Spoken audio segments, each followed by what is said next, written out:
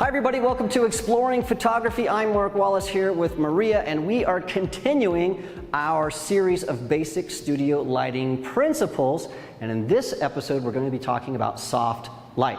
Now, you might not know it, but there are different types of soft light, and they are created by either a large light source like a softbox or diffused light, which is light that's being bounced off of different things like walls and floors and ceilings and things, and it gives us different types of soft light. So in the last episode, we learned about hard light and soft light. Well, you can actually get different qualities of soft light as well. Now, why is that important? Well, when we look at a person's face or a still life or a scene in nature, the form of that subject, the thing that makes it look three-dimensional, are the shadows. And so the more we have shadows sort of shaping something, we can feel that two-dimensional photo become three-dimensional, or we can take that away. Now that is what we're going to be doing. So on the scale of light, we have hard light, really, really contrasty shadows, lots of form, to soft light that's maybe done with this softbox that has much softer lights, still has some form, all the way over to the other spectrum, which is we have really diffused light and we lose some of that form, but we get really, really pretty soft light. So how do we do all that? Well, what we're going to be doing is, Maria, we're going to shoot her against this support structure right here in the studio. And normally I would be shooting against this big white cyc, but we have a pretty cool studio here. So instead of shooting against this cyc, what I'll be doing here in a second is I'm going to take this light and I'll be turning it around, and I'll be bouncing this light off of this wall. And what that's going to do, because this light, if we look sort of closely at it, you can see it has this little disc on the front of it, this glass disc, and that is a diffusion panel. And what that does is when light comes out of this, it hits that, and light goes flying that way, and it goes this way, and down and up and all around. And what that does in an environment like this is that light then bounces off the floor, off the wall, off the ceiling, off the back wall, and it surrounds our subject with really soft light. Now, if we had this same light outside, for example, we're not going to get that same diffused light because this light is going in all different directions, but it's just going to fly off into space. It's not going to wrap our subject with soft light, and that's why we would normally use a softbox like this. But we're talking about soft light in the studio. The nice thing about that is we can really shape our light. So notice that this is a nice, deep, soft box, nice deep soft box. So because this is deep, what's happening is our light is going to become very directional. It's going to go out. So we have this nice large light source. So if we put this on Maria, what we're going to get is we're going to get nice directional soft light, but because this light isn't going to be bouncing all over the walls and the ceiling and everything, we're going to have shadows that are more pronounced, which means that we're going to have form that's more pronounced. We're going to have more an isolated, soft little space here. So let me show you the environment that we're shooting in so you can sort of see how I'm going to be controlling this. So our camera's going to come flying over here really fast.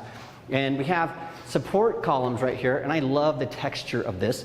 So Maria's going to be standing here. I'm going to be shooting this way. So this way. And the light's going to be coming this way. And then way back here, we're going to allow all this stuff, we're going to turn this light off, we're going to allow all this stuff to sort of fall out of focus, because I'm going to be shooting at an aperture value of about f2.8. And what you'll see is when we have our diffused light with light bouncing everywhere, that light is going to be bouncing also all the way back here. So we're going to have a much lighter space.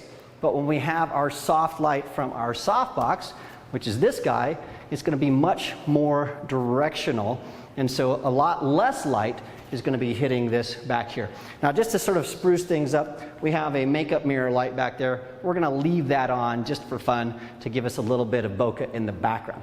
All right, enough of me talking. Let's get to shooting. First, what we're going to do is shoot with this softbox, show you some nice, soft, directional light.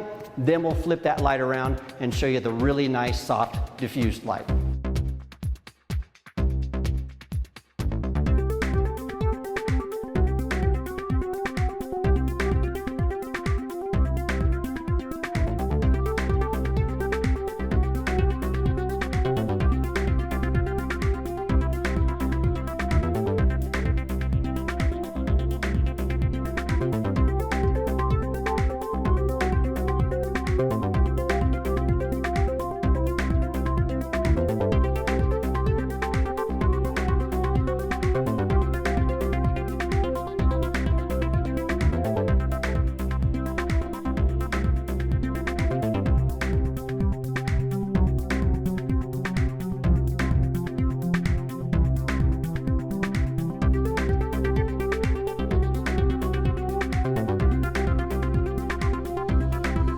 All right, well, thank you, Maria, for helping me out with those images, but we need to look at the images to understand those two types of soft light. Now, take a look. We have our first soft images that we shot with this Octabox or Softbox, and we have really nice soft light, but take a look at the shadows that fall on the column. You can still see some shadows. You can see the shadows underneath Maria's chin. We have some form there. We're shaping her face with this directional soft light. Now, if we take a look at the second set of images where we shot with really diffused light that was just coming all over the place, you can see that we have more light in the background. And if we take a look again at the column and where her arm is, you can see that those shadows sort of disappear. In fact, almost all the shadows in these images disappear. And so we have less form. We have less of the shadows sculpting her face.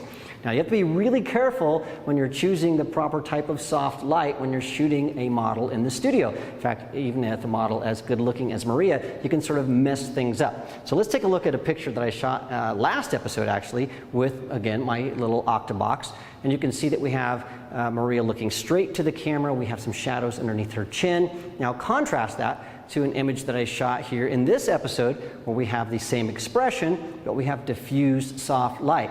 Take a look at the difference. On the one where we have diffused light with no shadows, her face looks a lot more round than the other image where we have the very directional soft light. So be careful when you're choosing light with a specific type of face, because some light is going to be better for some models than another type of light. So you have to play with them. So we have directional soft light and diffused soft light, and I think you'll agree that once you know the difference, you can really fine-tune your soft light in the studio. All right, well, Maria's coming back for one more episode. We're going to be working with hard light in the studio, and it's going to be a lot of fun. So don't miss that next week. And to make sure you don't miss it, click the subscribe button, and that way you don't miss anything on Adorama TV. It's absolutely free. Thanks for joining us, and we'll see you again next week.